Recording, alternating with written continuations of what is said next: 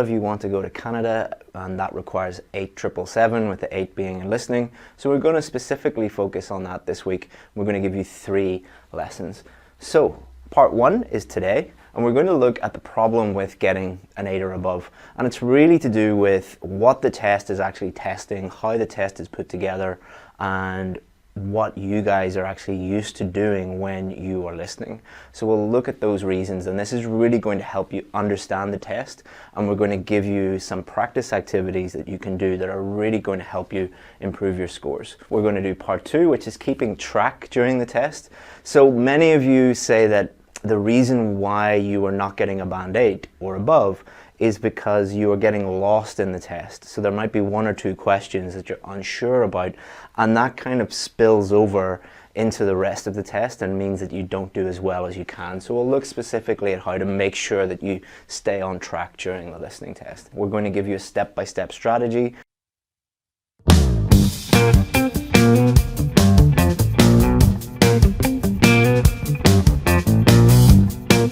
All right, so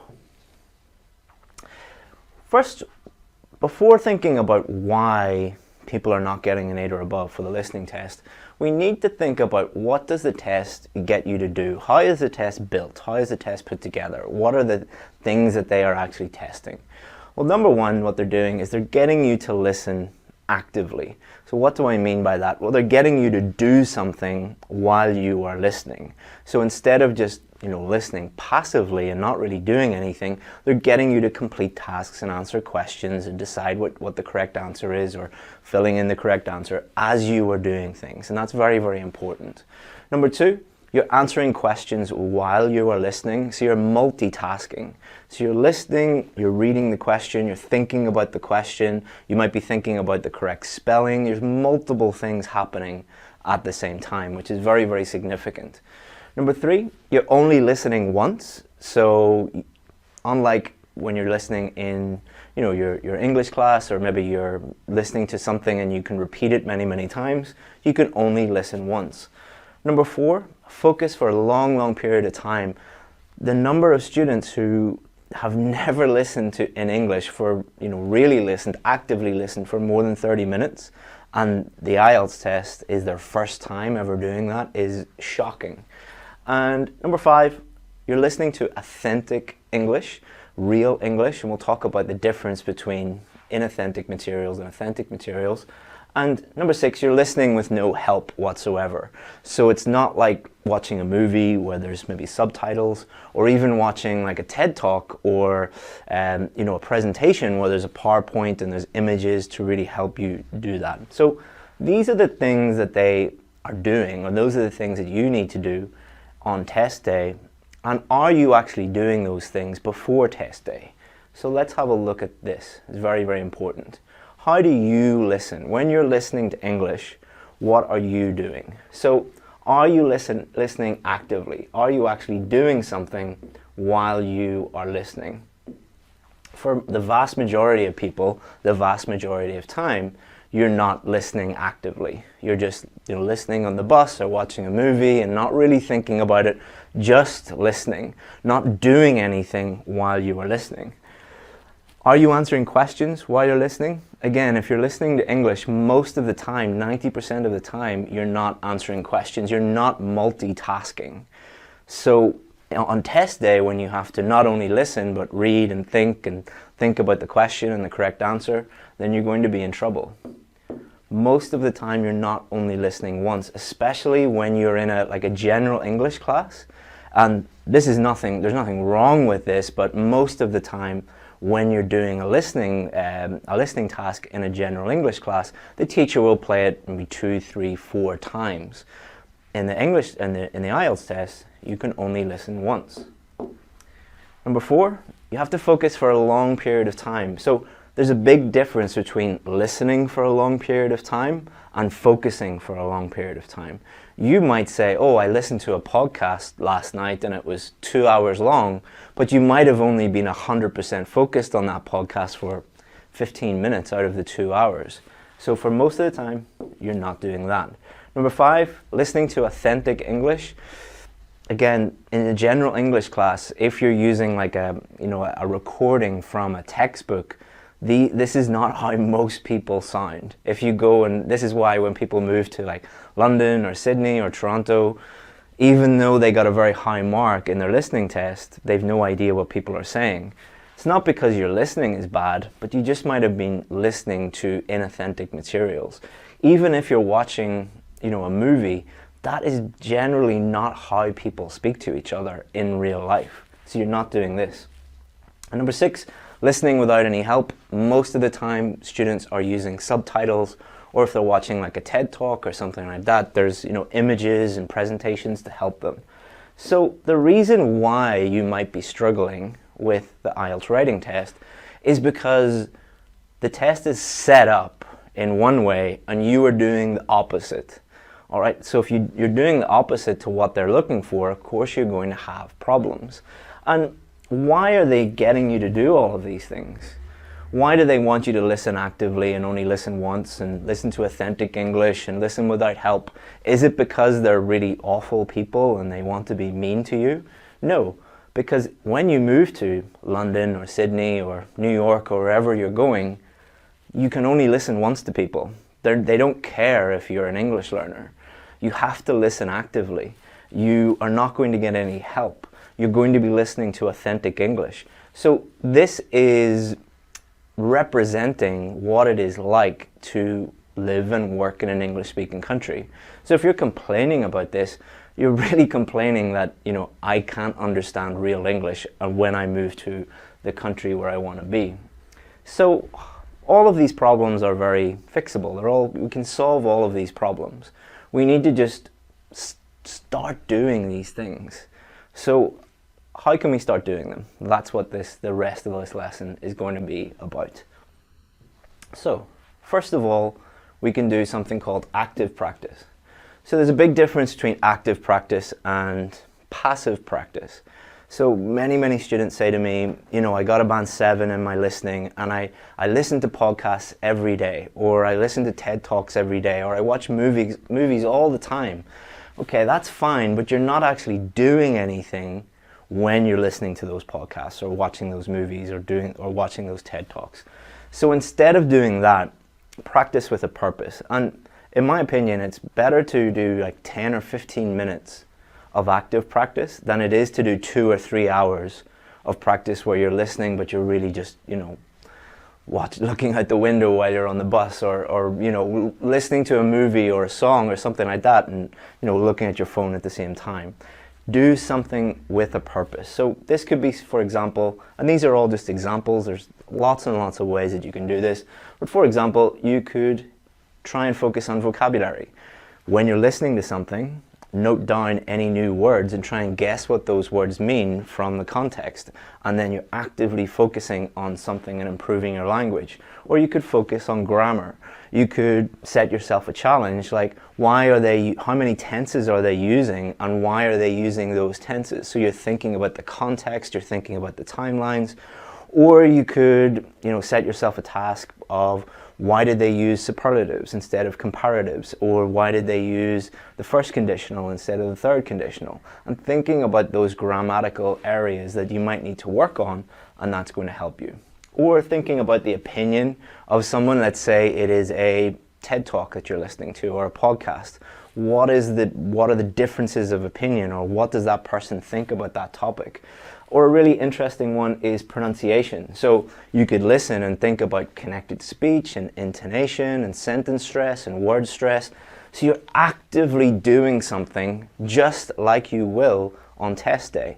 On test day, you're not going to be, thinking about the intonation or sentence stress or things like that, but you are actually doing something and getting into the habit of doing something while you are listening. This definitely will be tested on test day, and this might be tested. So vocabulary is obviously very, very important, but they're all good to do.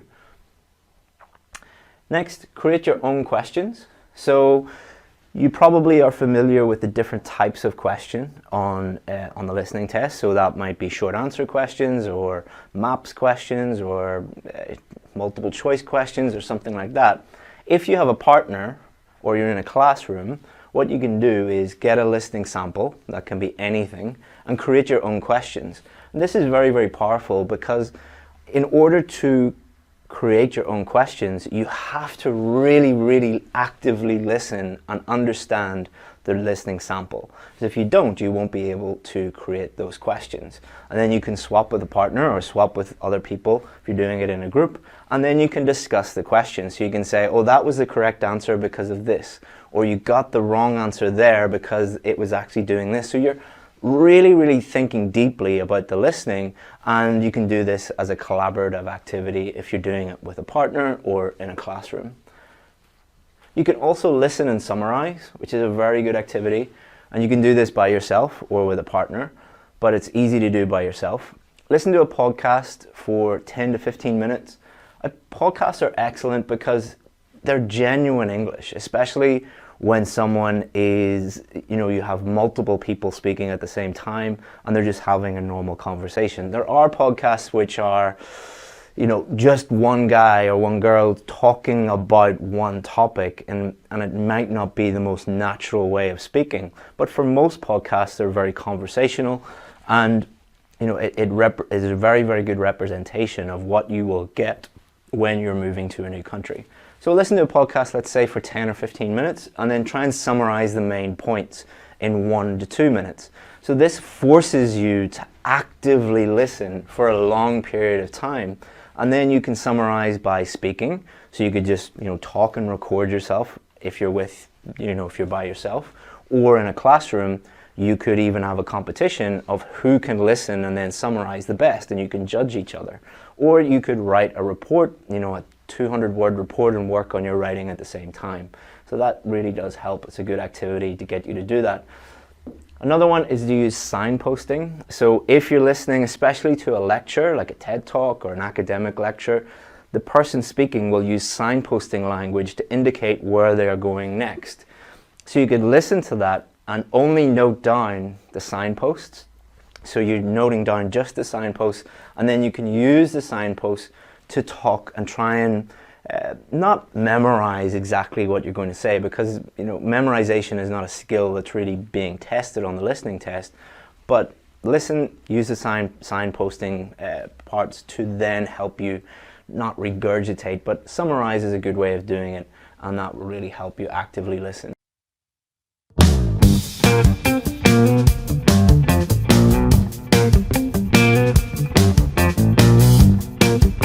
Okay, so keeping track, so there's 3 things that we're going to look at. One is before the test, during your preparation. One is before you listen, because you're going to have a little bit of time before the recording starts, and that's really, really important. That will help you keep track. And number 3, while you listen, the things that you should be thinking about, and that's going to really help you keep track. And we're also going to look at the end, why many people struggle with the last few questions. A common question that we get asked is, I just have no idea how to answer the last few questions correctly, and we're going to look at why that is and help you out with that. Okay, so before the test, so there's no point in giving you some tricks or strategies to help you keep track if the things that you need to do before the test aren't there. One of the main reasons why you are struggling to keep track is because you're not doing these things before the test. So you might be like, oh, just give me some little tricks or some little strategies that are going to help me. But they're useful, and we're going to show you some of them. But unless you do these things before the test, you are always going to lose track, and you're never going to be able to perform to the level that you really want. So let's look at a few things that you must do before the test. Number 1, improve your listening skills. Many of you say that I'm lost or I can't keep track, but what you're really saying is your listening skills aren't up to the level that they need to be. If your listening skills are below the level that you need to be at, then you're going to constantly get lost. And look at lesson 1 on how to improve those listening skills, and why it's really, really important that you understand the different types of listening skills that are being tested, because they're very, very different from the ones that you maybe are used to, or the ones that you have been practicing. So check out lesson 1 for improving that area. Second thing is focus. So think about if your brain was a muscle, so if you go to the gym and you're lifting weights and you're not used to lifting weights, then you're going to struggle. It's the same with focusing on listening. Focusing on listening in your own language is quite difficult for a long period of time. Focusing in a completely different language to your mother tongue is very, very difficult. And just like going to the gym or running or lifting weights or whatever you want to be, whatever way you want to think about it, you need to practice listening and focusing on that for a long period of time, and you will slowly build up. So many of you talk about losing focus in the middle of the test or towards the end of the test. That might have nothing to do with your grammar, your vocabulary, your listening skills. It might be just you're not used to completely focusing on English for that length of time, and you just build that up slowly, slowly, slowly, and lesson 1 will help you out with that too. Third thing, we also covered this in lesson 1, which is multitasking. Many of you are used to maybe listening to English, but not listening and reading and writing and thinking all at the same time.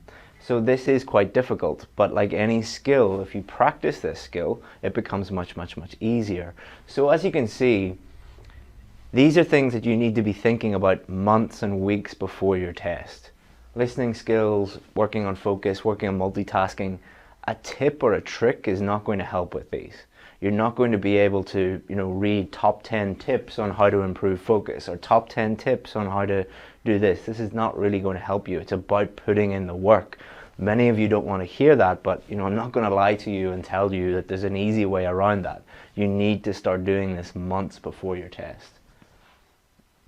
Range of accents. So some of you might be very familiar with 1 or 2 accents, but a strange accent comes up. So you will get a range of different accents from the English speaking world. So that could be Canada, America, Ireland, Scotland, Wales, England, South Africa, Australia, New Zealand. So you might be used to, say, the New Zealand accent, and then a Scottish accent comes up, or an Irish accent, or a Canadian accent, and you're just unfamiliar with that.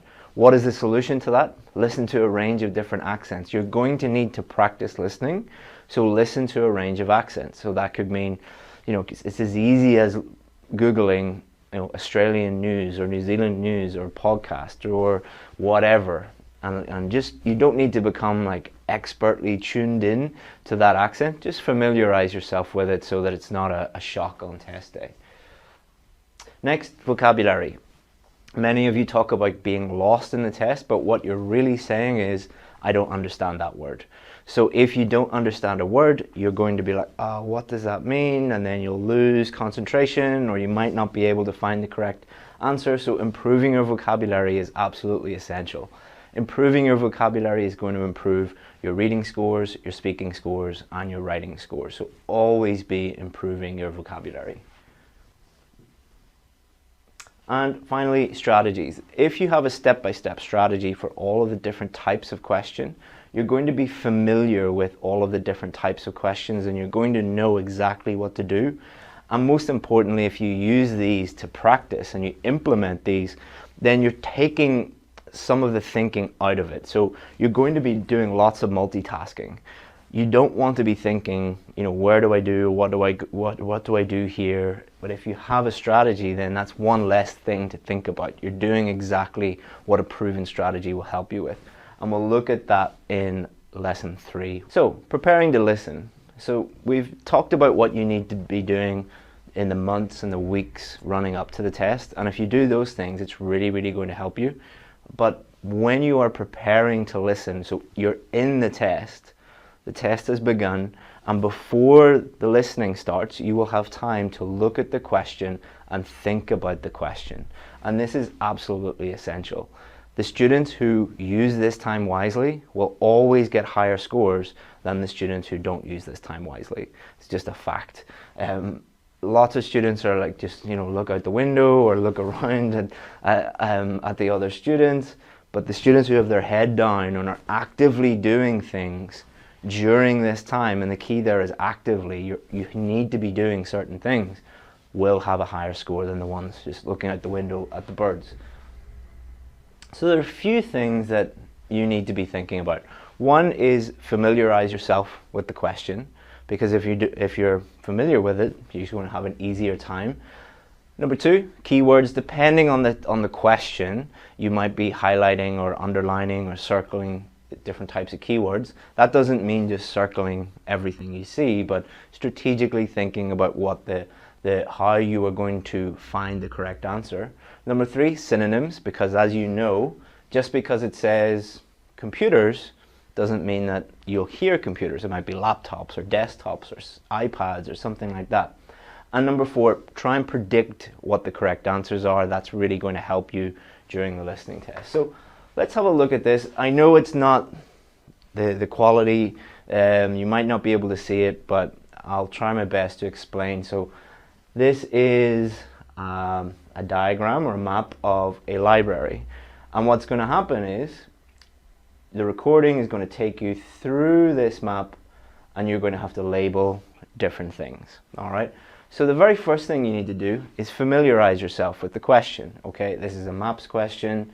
All right, so there's 1, 2, 3, 4, 5 answers that I need to answer, and then familiarize yourself with the actual map. So I'm going to be starting here, and they might say, you know, to my left, that's going to be this room. To my right, or next to the librarian's desk, straight on, to my left is fiction, to my right is non-fiction. Here next to the seminar room, beyond non-fiction or beside non-fiction is this room. This is probably going to be the name of a room.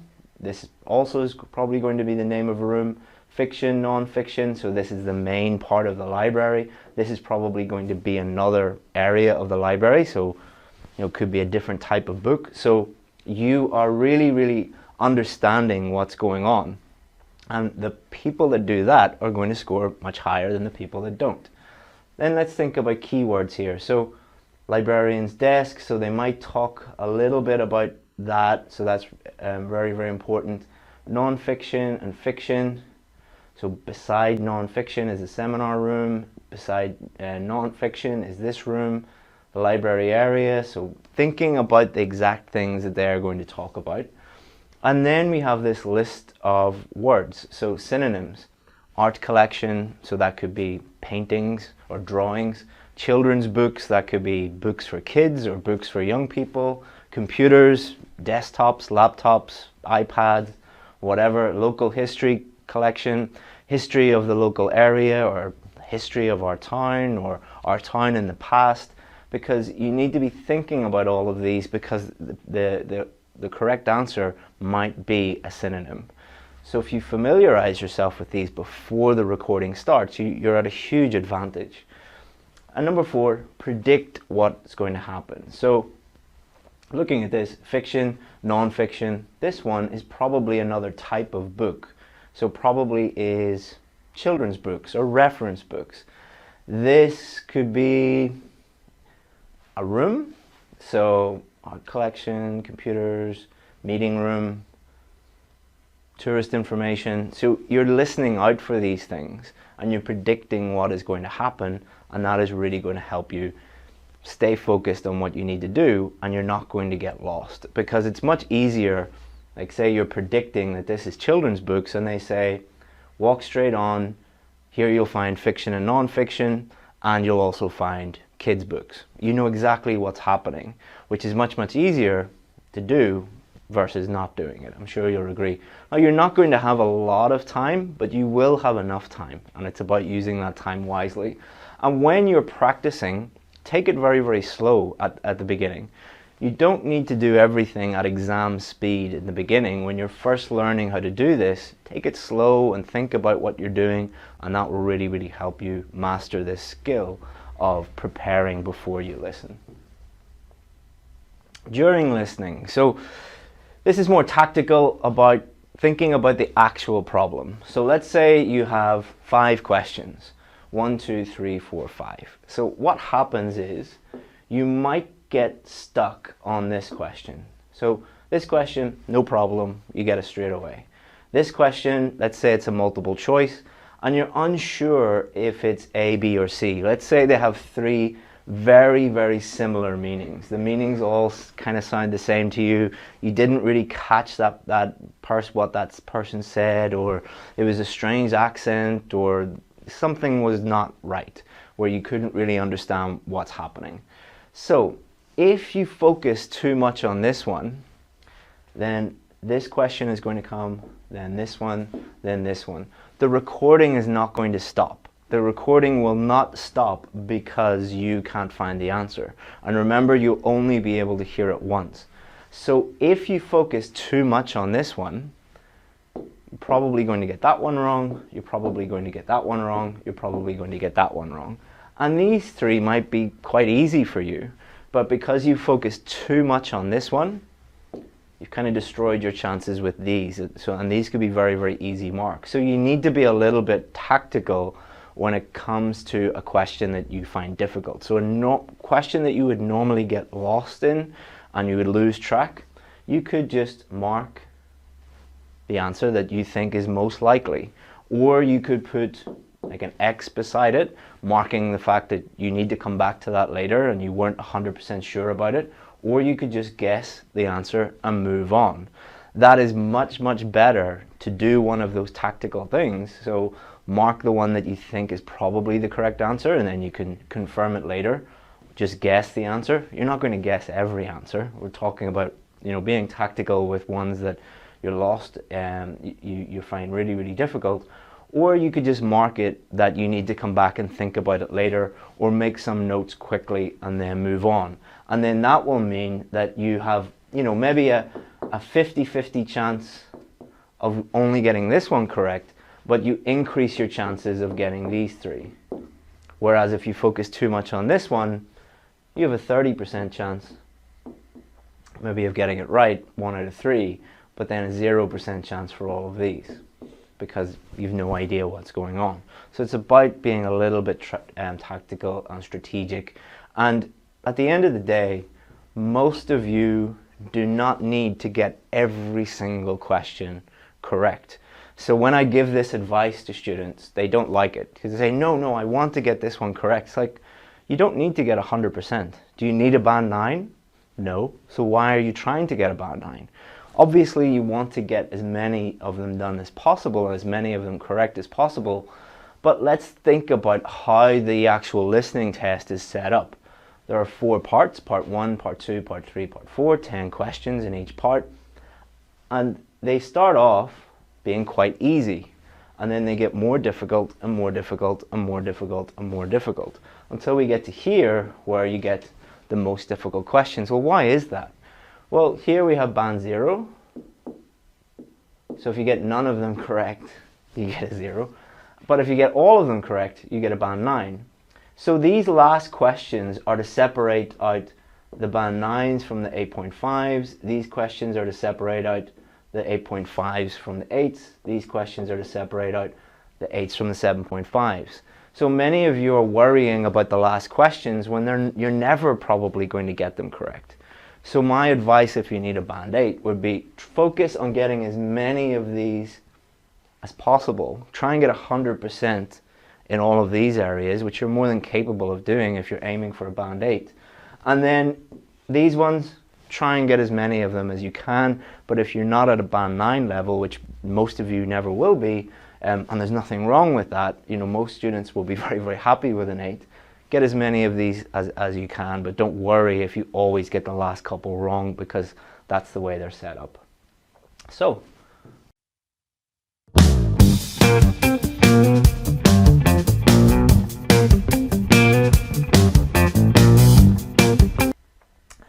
what we're going to look at first are common problems when it comes to multiple choice questions. So with my students, what I like to do when it comes to reading questions and listening questions is identify the common reasons why people make mistakes so that they're aware of those and they can avoid those on test day. So there's some very, very common mistakes that people make and common problems that people have when it comes to multiple choice questions. So the first one is that when you are looking at, let's say you get a question like this, and one could be a home, one could be office, one could be at a depot. They might talk about all 3 of these. All right, so let's say, for example, the question is you're listening to someone making an order. So they want like a TV or delivered to somewhere. And they first might say, oh, could you deliver it to my house or my home? And then they'll say, actually, I'm at work that day, so I'll be in the office.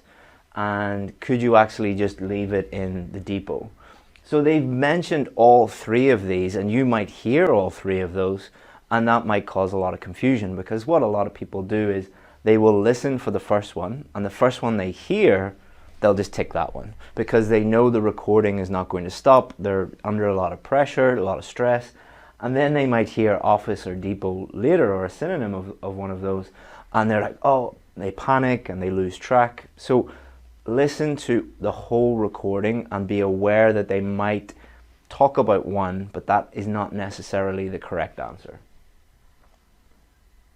Problem number 2 is related to synonyms. So many of you will underline key words. So let's say, for example, this is the question, and you'll be underlining home and underlining office, underlining depot. And because you've underlined those or highlighted those, you're really, really focused on those words and you're listening for those words. But in the recording, it won't actually state those words. It'll state a synonym or a paraphrase of that word. So it might say, could you deliver it to where I live, or my house, instead of home? I'll be at work. Could you deliver it there instead of office? Or they might talk about, could you deliver it to the company warehouse instead of the depot? So they're not really mentioning these words. They can mention these words. You should always listen out for them, but you should always be aware of synonyms and paraphrases as well. And that's the reason why improving your vocabulary will really, really help you improve your overall listening score. Common problems 3 and 4. So you might, the first common problem when it comes to here, imagine you're listening and it's talking about a business and what the type of business is. So it could be a manufacturing business, an industrial business, or an agricultural business. The first problem is you might not understand what one of these words mean, and many people would panic and be like, oh, I don't know what agricultural means, and then you're going to panic and not really know what to do, and you're going to get really, really stressed out. The other problem is, let's say it's definitely not this one, but it's maybe manufacturing or industrial, and these they're not the same, but they look maybe quite similar to you.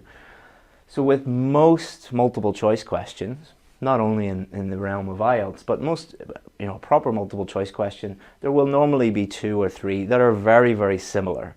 So you have to understand the meaning. So that's where vocabulary comes in again. The wider your range of vocabulary, the better your scores are going to be, because you'll be able to differentiate between the two. And then when you're listening, it might talk about something that's very similar to manufacturing and very similar to industrial, and you have to make up your mind and choose the correct answer based on what you hear. So those are 4 common problems. And what we also do with our students is the strategies that we give them help them overcome these common problems. So we build in mechanisms and steps that help them avoid these common problems. Because if you avoid the common problems, then you're well on your way to improving your score. So now I'm going to give you this step-by-step strategy. The first thing I'll say is there's no such thing as a super strategy or a magic strategy. Like you'll see on YouTube and Instagram and Facebook, like power strategy or band 9 strategy. There's no strategy in the world that can take someone from like a band 6 to a band 9 overnight. It's not going to magically improve your listening skills. It's not going to magically improve your vocabulary, your general English, but it just helps you get into the habit of doing the right things and getting the best possible score for you. So they're very, very, very useful. And also what they do is, we've mentioned habit. If you were practicing these strategies, what it does is when you practice over and over again using those strategies, when you go into the test, you know exactly what to do. So I don't like using the word like robotic. You're not like a robot, but nearly, you see what I mean. You see the question and you follow a step-by-step system, and that kind of frees up your brain to focus on thinking about the correct answer and thinking about the vocabulary and the synonyms and all of those things. So they're very, very useful. But don't think that they are magic. They are not magic. They are not super. You can't just follow, a step-by-step strategy and immediately improve your score. So let's look at number 1. Number 1 sounds very boring, but this is absolutely crucial. Read the instructions carefully. If you do not read the instructions carefully, you're going to lose marks. Many students come to me and they say, I've done 20 vocabulary or listening tests or 200 reading tests and I keep getting the same score. And we look at their mistakes, and often it's nothing to do with the fact that the level isn't high enough. They're just not reading the instructions carefully. If you don't follow the instructions, you're not going to get the score that you need. Number 2, read and understand the question. So the instructions and the questions are two separate things. The instructions will be at the top, and it's very important. For example, even in the reading test where it'll say, do not write more than 2 words. If you write more than 2 words and or a number, all of these different instructions, if you don't do those things correctly, then you're going to lose the mark. But the question is separate. So understand the instructions and then understand the questions. Many of you don't use that time period effectively between you seeing the questions and the recording start. You're going to have a little bit of time. Use that time effectively. If you don't understand the questions, it's going to be really difficult. It doesn't matter how good your English is or how good your listening skills are. If you don't follow those 2 simple steps, you're going to be in trouble. And many of you might think, well, that's obvious. Like, I'm going to do that anyway. Most of your behavior is habit. You do the same things over and over again. Whatever your habit is, you will mostly do that. So using these strategies is guaranteeing that you will check the instructions, then look at the question and understand it, because you're going to, by practicing over and over again, get into that habit. Step number 3, underline any keywords. What are the keywords? So it will differ from question to question, but the words that you think are important in order for you to get the correct answer. So you can underline them, circle them, whatever you do, or you don't have to do that. You can just look at them and understand these are the words that I need to be listening out for. These are the important words that are going to determine whether I get the correct answer or not. Number 4, think of synonyms. We've already talked about this. You might hear the keyword. So keywords are important, but you might not hear the keywords. You might hear a synonym, or even you might hear a paraphrase of the keyword. And then do not mark the first thing you hear. As we already discussed, it might talk about one, it might talk about another, and then it might take that answer away and give you another answer. Listen to it all and then decide the correct answer. Not the whole tape script, but that whole part of the recording that deals with that question. Don't mark the first answer. Think about it first and then mark the correct answer. And pick the correct answer, or the answer that you think based on, take an educated guess if you're not sure.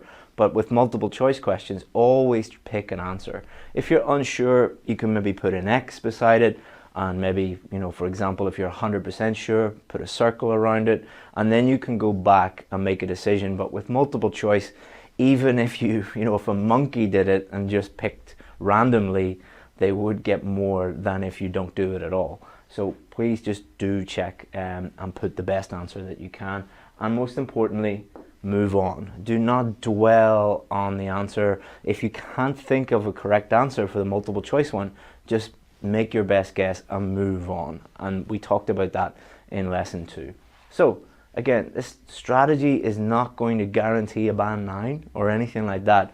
But what it does is it gives you the correct habit, the correct system. And the key is that you actually apply this strategy. A huge number of students email me and say, I used your strategy and I got a band 6. It's like, what do you mean use?